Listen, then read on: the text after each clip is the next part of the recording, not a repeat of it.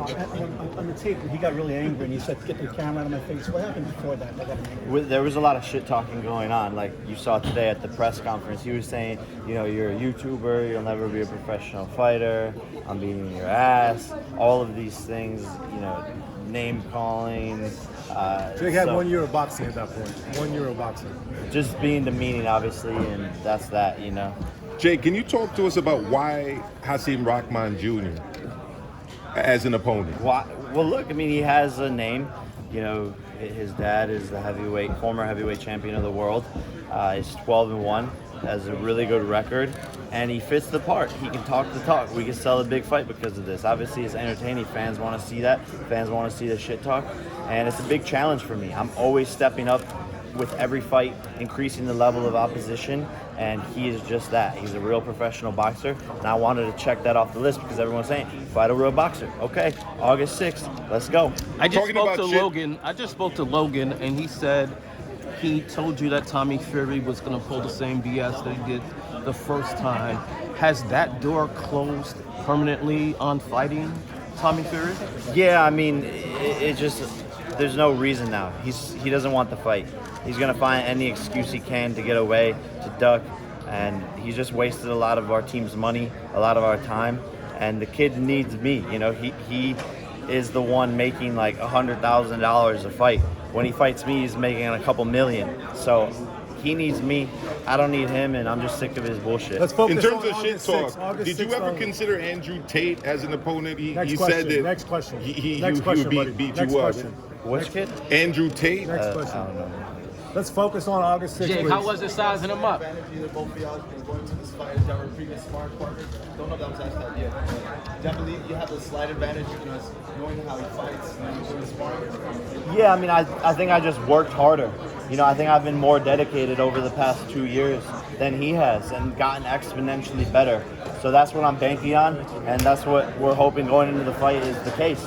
I worked so hard in the gym, and there's no way that he can match that. Well, there's not likely to give you your full props after you fight this super real boxer. He's done the amateur pedigree. He has fought real fighters at this moment. So do you believe your critics will give you that? I think they'll have to. They'll have to respect it. Even if they don't like me, they'll have to respect it and be like, okay, he fought a real boxer, and he won. And I plan on winning in a vicious knockout. And once I do that, people are going to be like, Jesus Christ, he just knocked out a heavyweight. Your reaction to seeing Hasim Rahman Sr. here, former heavyweight champion of the world, does that make any difference to you having him across the table? I think it's cute. He's going to hold his son's hand into the ring, hold his hand along this process.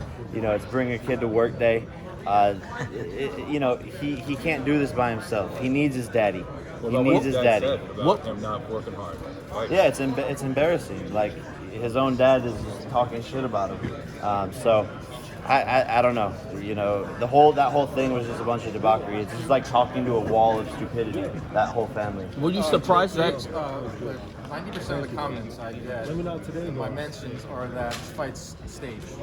He's going to take a dive.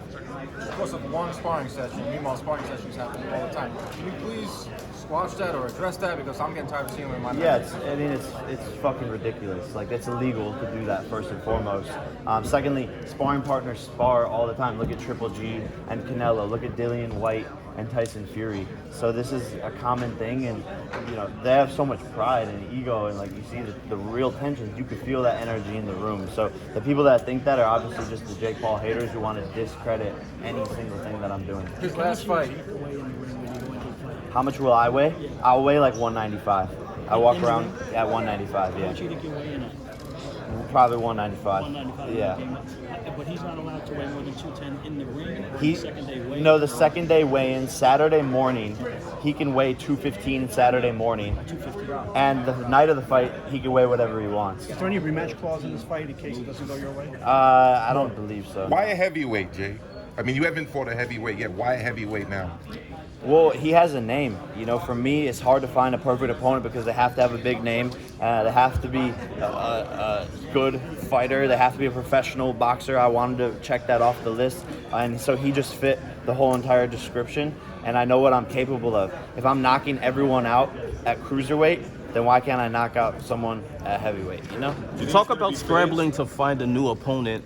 and how you landed on Rockman Jr. Yeah, look, there was a couple of names on the list. We were looking at Julio Cesar Chavez Jr., but he couldn't do it.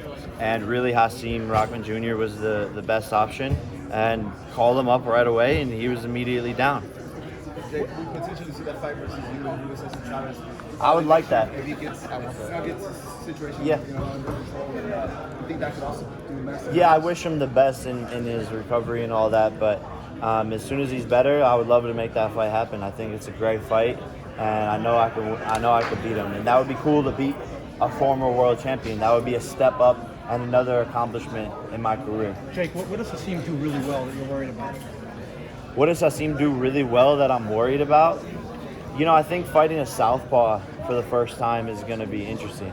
I've practiced a lot with it. I know he's going to come out southpaw, but obviously everything's different under the lights, and he has a 4 to 5 inch reach advantage. So just going to have to close the distance, close the gap, and get near him and make it rough. Have you now separated yourself from the other YouTubers in boxing? Think about KSI. Yeah, it's not He's even got it. close. Any comments on that fight? It's not the even. KSI fight. It's not even close. It's just two different worlds. They're what they're doing is cool, and I respect it, and I'm rooting for Alex Wasabi.